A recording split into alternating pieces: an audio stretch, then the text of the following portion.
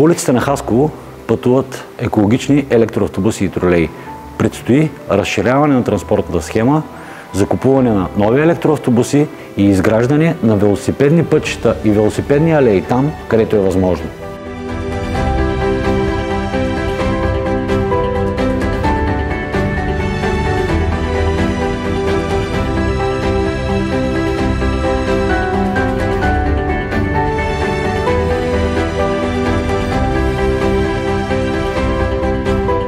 Това са част от мерките за регулиране и облегчаване на трафика в централна градска част.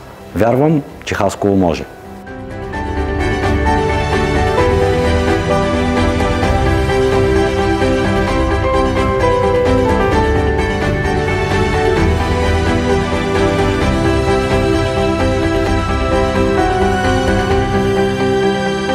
Купуването и продаването на гласове е престъпление.